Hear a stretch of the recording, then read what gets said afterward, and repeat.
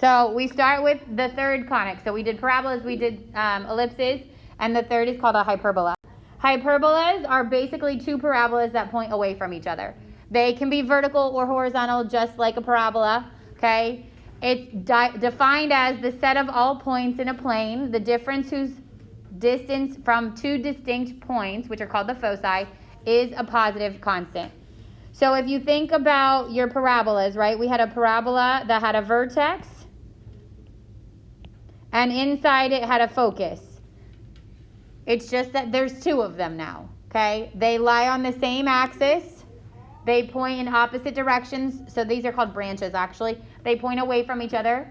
And again, they can be vertical or they can be horizontal. So that's like this. Here's some more parts of it, and then we'll turn it to be vertical, horizontal.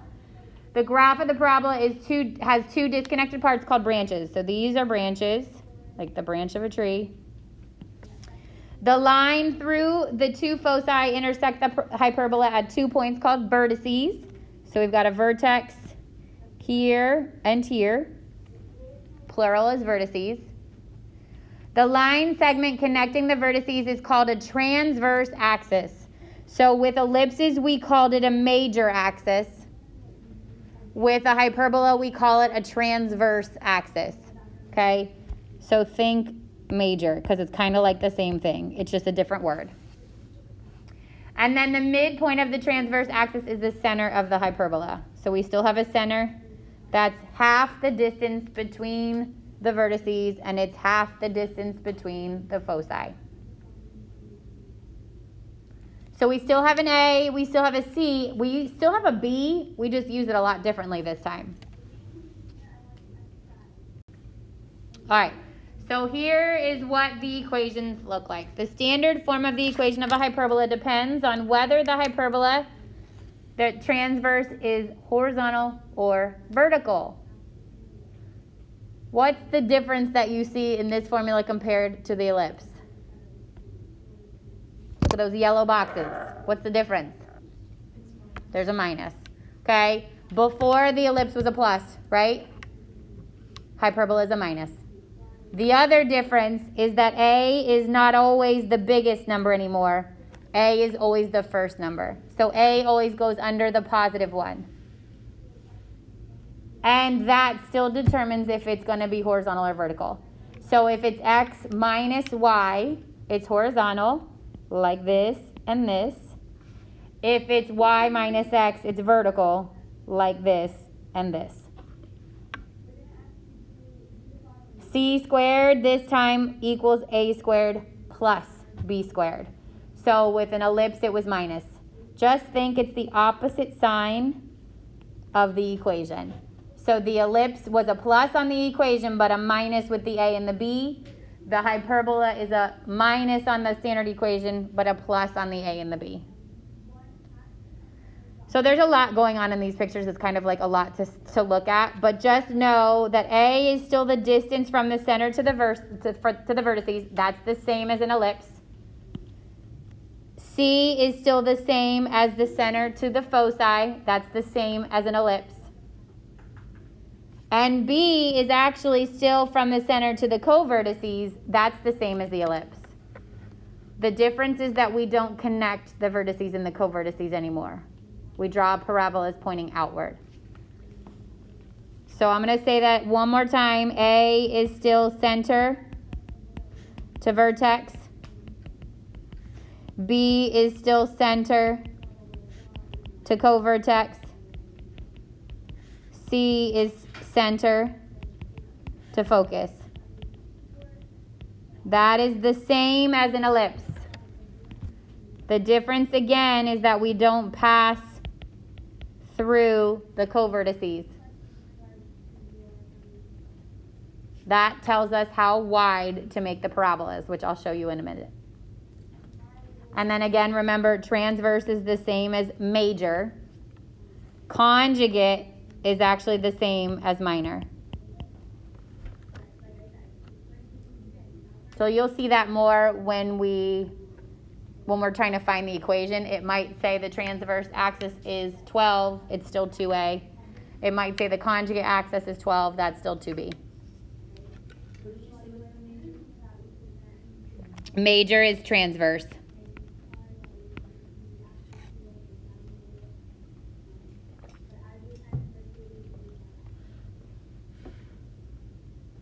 And just like ellipses, we're going to start with everything with the center at 0, 0, and then we're going to move these around. Isn't it the same equation, even if it's at 0, 0? So if it's at 0, 0, it doesn't have, like, just like with the ellipse, it doesn't have the K and the H. When we move it, it will have a K and an H. Everything else is the same. Yep. All right, so but we're with it at 0, 0, okay? The last thing that we use to graph is called an asymptote. So the asymptotes, you remember asymptotes from our vertical, remember the ones that like went out to the right, to the left? We had asymptotes, we have vertical asymptotes and horizontal asymptotes and slant asymptotes. They're lines that guide your graph. These are the same. They tell you how wide or narrow to make your branches.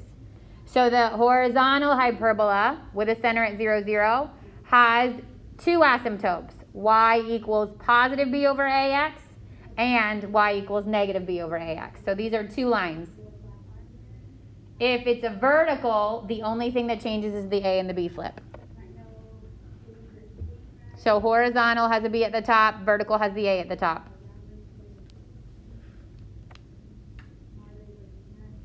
These are going to be two lines, and those two lines tell you how wide to make your branches.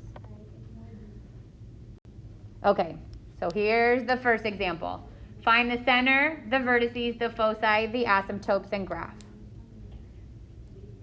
What did all these equations have to equal before? 1. Same here, right? So the first thing I'm going to do is divide everything by 16. And I get x squared over 4 minus y squared over 16 equals 1. So here's standard form. So tell me all the things you know already.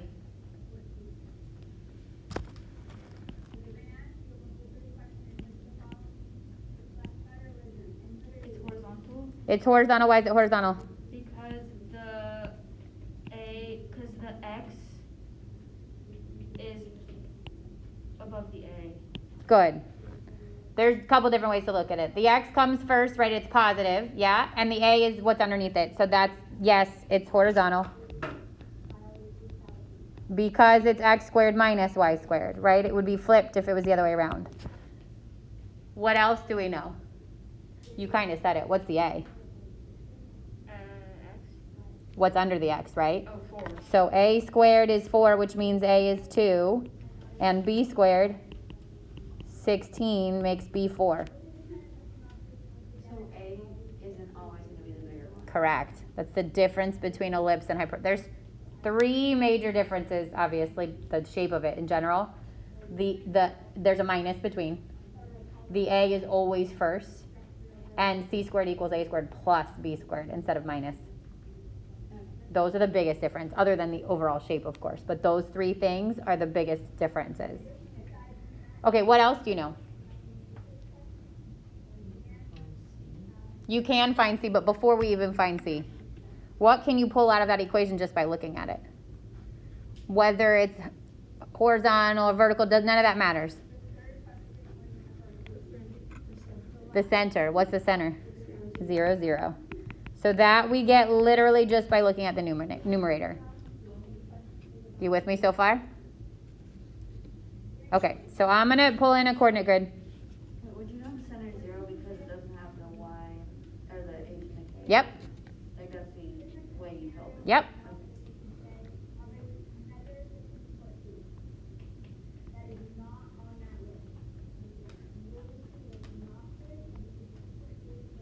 Okay, so center, 0, 0.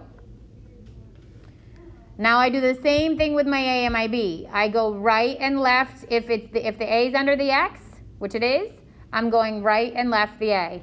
So I'm going right and left 2, and those are my vertices.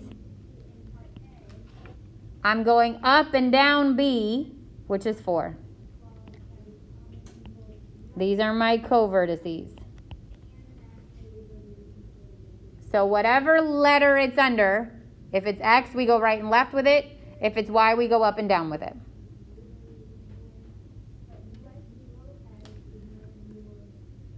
So now I know this is horizontal, right? We said this is going to go this way and this way and this way and this way. But I need to know how wide to make those branches. And that's where this, I'm going to show you, this little box comes into play. So I am literally going to draw a box connecting these points like that. So I draw a rectangle through those points. I put little dots on the corners of that rectangle. And they draw a line crossing through the corners and the center. Those are your asymptotes.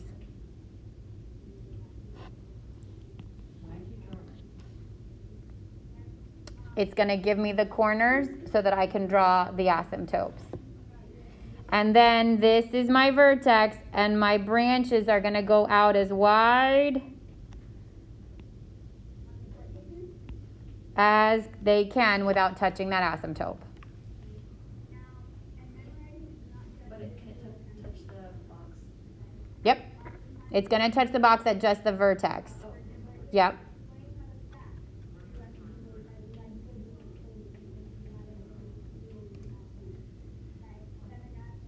Wait, so then what was the equation on the previous page? That I'm going to still find.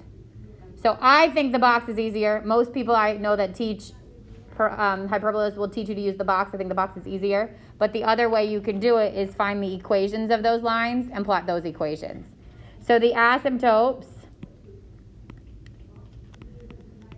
because this has a center at 0, 0, and it's horizontal, are y equals plus and minus b over ax. Which means y equals plus and minus 4 over 2x, or y equals plus and minus 2x. So those are my asymptotes. How do you know when to put B or A on? So if it's horizontal, the b goes on the top. If it's vertical, the a goes on the top. And then think about what this means. There's two lines, y equals negative 2x and y equals positive 2x. If I were to graph those lines, I'd go to 0, 0. I'd go up 2 and to the right 1, up 2 and to the right 1, and I'd draw a line. If I was to do negative 2x, I'd start at 0, 0, down 2 to the right 1, down 2 to the right 1, and I'd draw a line. On the test, we're going to need to do the equation. It doesn't. It will ask you for the equations of the asymptotes, but you can graph using the box or the equation. Okay. But as an actual answer to a question, it's going to say find the asymptotes, and you're going to have to give that equation. So the asymptote is the slope of... Correct. The b over a is the slope of those lines, or the a over b if it's vertical. Yep.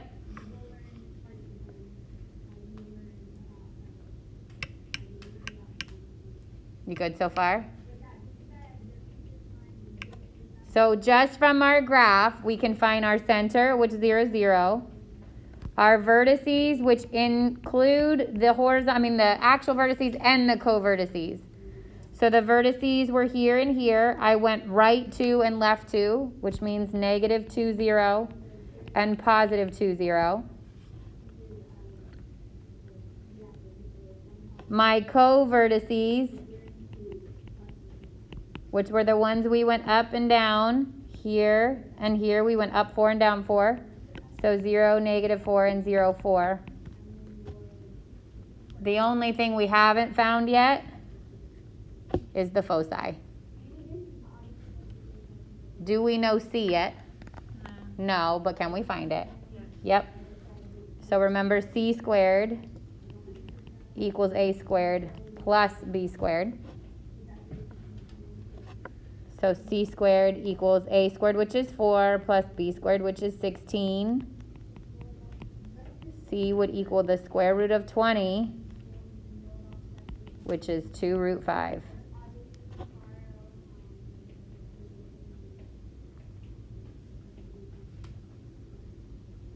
And we add and subtract that from the center on the transverse axis, which means in this case, the horizontal. So I go to the right 2 root 5, and I go to the left 2 root 5, which means my foci are at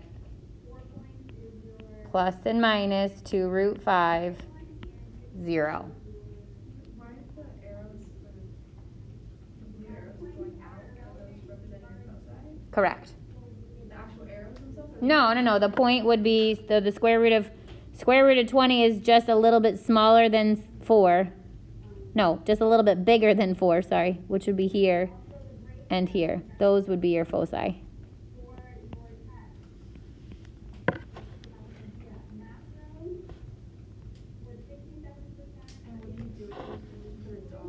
Yep, so if it said graph the foci, you would just approximate the square root of 20. When you give the answer, kind of like what we did before with the ellipse, you have to do exact. So keep it 2 root 5.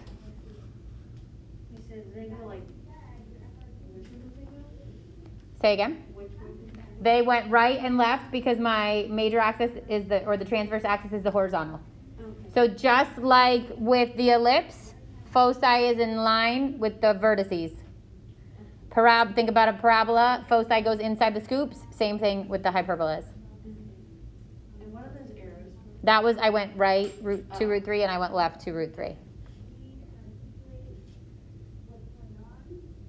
A lot of stuff, right, in one big thing. Yeah. But if you can every time it's that same process.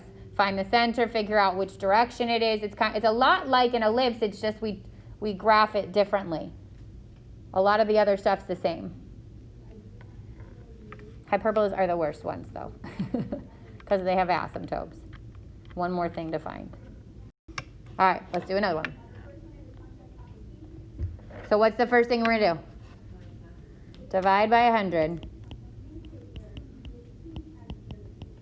And I get y squared over 4 minus x squared over 25 equals 1.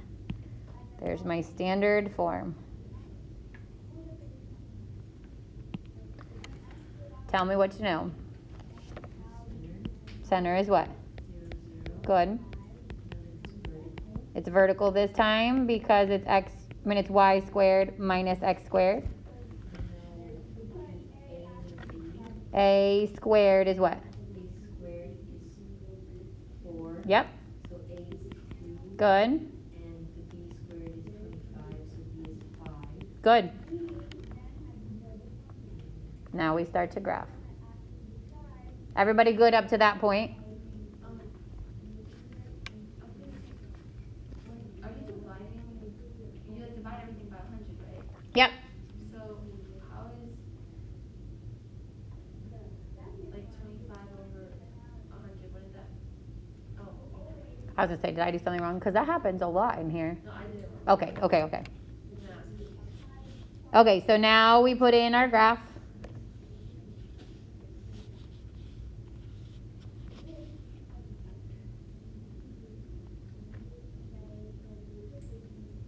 I start at 0, 0. This time I go up and down the A. So I go up 2, down 2, and those are my vertices. I go right and left the B. So right 5, left 5. Those are the co-vertices. So the A's are always the vertices, and the B's. Correct. Yep, and C is the foci. Always, always, always. Ellipse and hyperbola. Now I can draw my little box.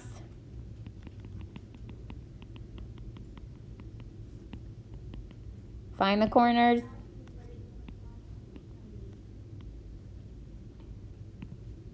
Draw the lines.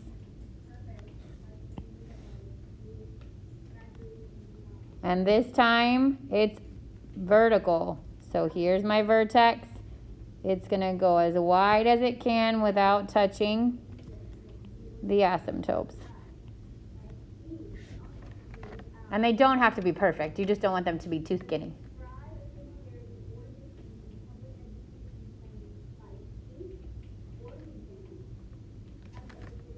So now we got to give numbers to all that stuff. We said we knew the center was 0, 0. The vertices, we went up and down 2. 0, negative 2. 0, positive 2. The co-vertices, we went left and right 5.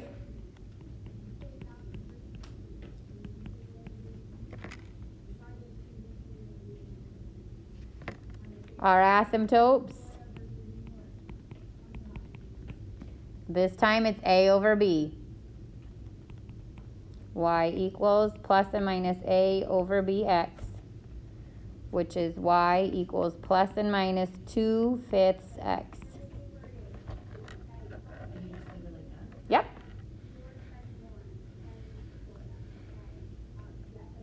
And that should match what we drew from our box. If I start at 0, 0 and went up 2 and to the right 5, I should cross through that line, and I do. Sorry, I'm confused as to how you got The branches. Give me a color. The actual curves. Yes. Yeah. So once you find your vertices, that's your vertex. So they're just parabolas, right? That's my vertex. And I want to make them as wide as I can without touching the asymptotes. So there's no specific way to graph them, you just need to make it. Correct. Yep. You just don't want them to be skinny. Like you'll see, like if this X were to go like this and be skinny, now I want them skinny. Yeah. I want them just as wide as, it doesn't have to be exact. Okay. Yep. And then where's it called? The asymptote? Yeah. Those should be exact. And then the last thing I have to find, same as last time, was the foci. So remember, c squared equals a squared plus b squared. C squared would equal 4 plus 25, which is 29. So C is the square root of 29. That doesn't simplify. If I was to graph it, I would approximate that somewhere in between 25 and 36. A little bit closer to 25, but it really doesn't matter. I just want to go in between 5 and 6 on the transverse axis, which is the top, which is the vertical. So I go 1, 2, 3, 4, 5, a little bit in between 5 and 6, and a little bit in between 5 and 6 on the bottom. So there's my foci.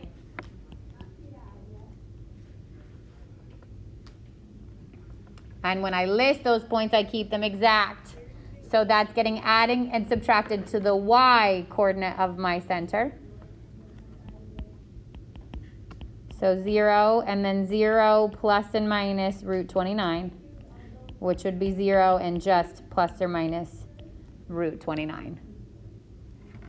So I don't know how these will be formatted on your test. We haven't gotten there yet. But if that was open-ended, I would take either of these answers. I don't care if the 0's there or not. So that A, if it's going vertically, you go like this way, and if it's going horizontally, you put the A this way. Other way around. A is always on the major one. So if the major one is horizontal, we go right and left the A. If the A is vertical, we go up and down. So it's just the same as ellipse. A is center to vertex. B, center to covertex. C, center to foci. Why did you put for the foci? For the first part of this, like for this one, For the 0 plus, yeah. you don't need it. I was saying you could do either one. So technically what we did is we took the 0 from the center, that one, and we add and subtract root 29 to it. You just don't need to keep it because it's the same. Okay. If it was a number other than 0, you'd have to have it. So you do that like if the hyperbola was moved, like where the center is a 0, 0? Correct. So to find the foci, it's just C, right? It's Yep. 0 plus or minus C. Right. While the center's at 0, 0, right? Like if you remember ellipse, same thing, but we are going to shift these eventually off of 0. Questions on that one? Are we gonna have to do anywhere they? Say that again. Are we gonna have to do anywhere it's not on 0, 0? Segue that you just did there. Good job. Was the next slide either way? Whether you said it or not, it was coming on. All right, so the good news is that where we just stopped, that's actually what tonight's homework goes to. But if you leave Like I opened both tonight's and tomorrow's today because if you leave all of what we're about to do for tomorrow, it might feel like a lot. So my advice is to get through tonight's and try to start tomorrow's. Does that make sense? Yeah. Because tomorrow I want to do the equations. We'll come back to this stuff, but I also want to do the equations, and that's a lot to do this and the equations. Well, just like ellipse. Remember ellipse, we did the same thing. All right, so what happens if we shift it off of center? For the equation, only two things change. There's an H and there's a K now. That's all, which is the same as it was for the ellipse. So now I'm going to have X plus or minus a number, Y plus or minus a number. The center is still the opposite of what follows it. So when we take it out just like before, we still change the sign. The center would be HK. What the difference is that when we plot that center and we count right and left, this time we're counting off of the new center. So you're still counting up or down the A, right or left the B, or vice versa if it's up or down the A, if it's vertical, right or left the A, if it's horizontal. The only difference is that you're doing it from your center, which is no longer at 0, 0. Then to find the asymptotes, those equations change because we have to add the K and the H in. So the horizontal is still B over A, and the vertical is still A over B. The difference is that it's K plus or minus B over A times X minus H, and it's K plus or minus A over B times X minus H. So you have to account for the center there. So those are really the only two things that are different as far as equations go, is the numerators on the initial standard form and accounting for the H and the K on the asymptotes. So it's always going to be K plus or minus. Yep. It's always K plus or minus, and in the parentheses it's always X minus H. The difference is it B over A or is it A over B? Okay, because that's what tells you whether it's vertical or Correct. Yep.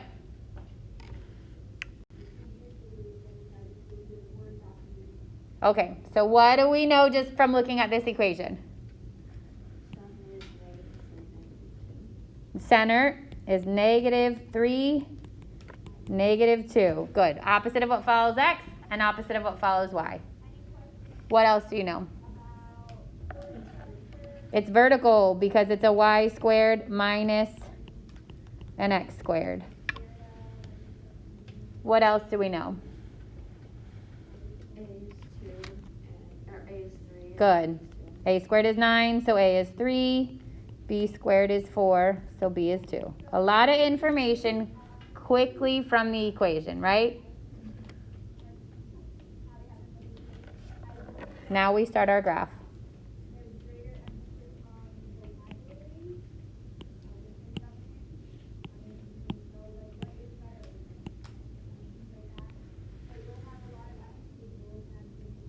So center, -3, -2.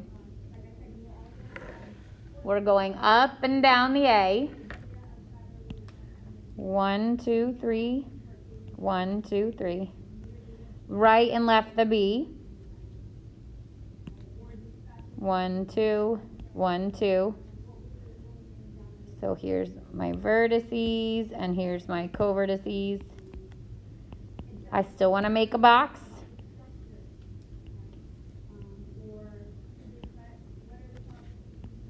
I still want to find the corners.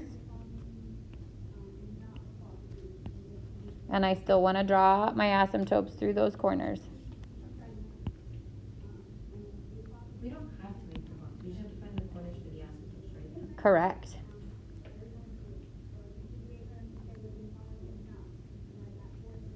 Ooh, group you.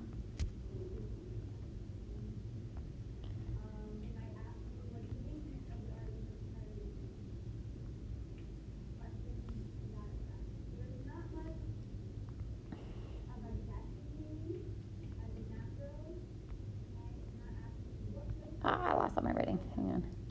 Come back.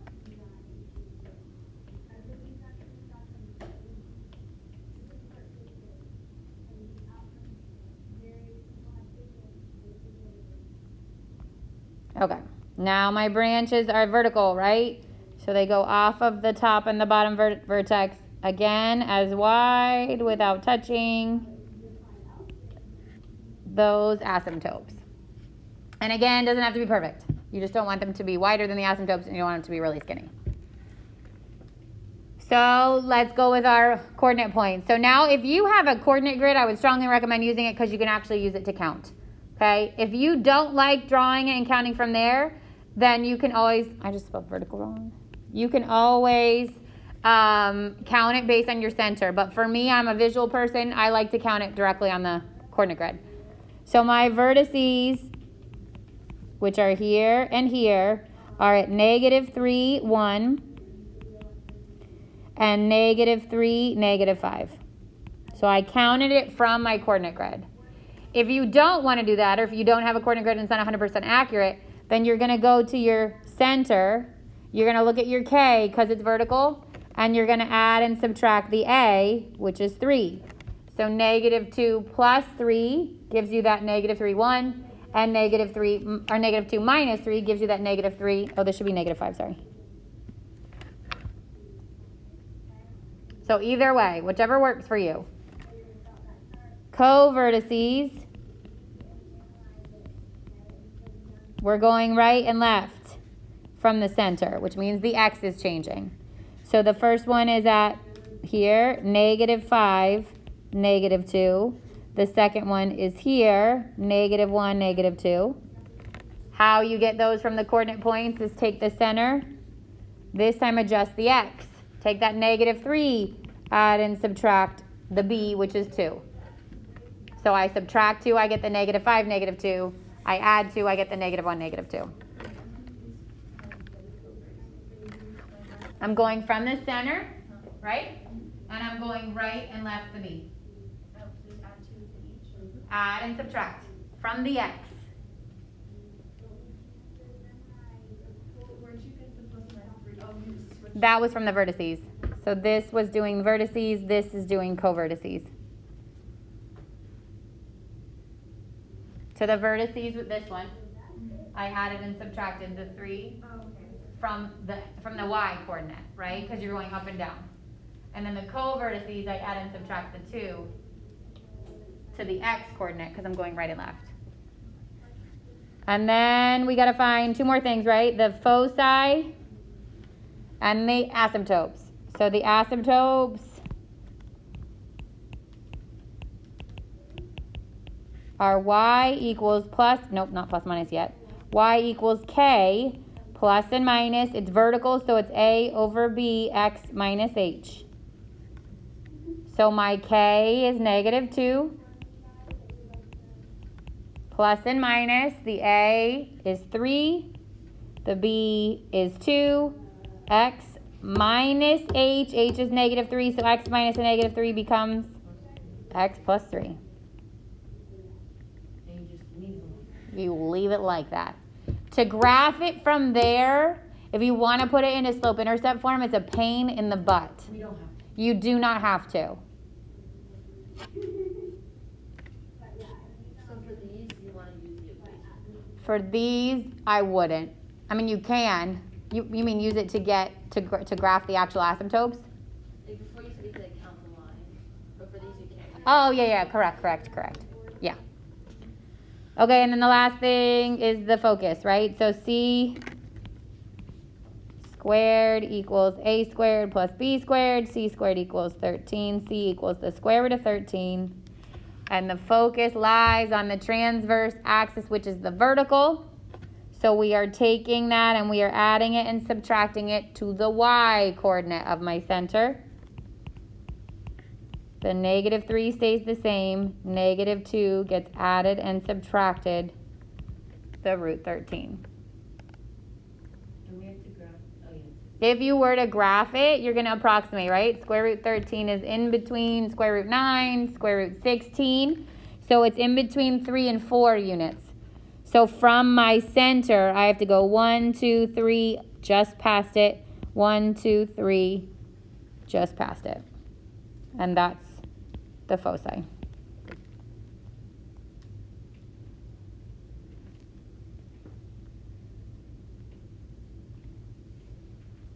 Questions so far? Where did you get the negative? Oh, you took the center and just added plus minus Yep. That's it?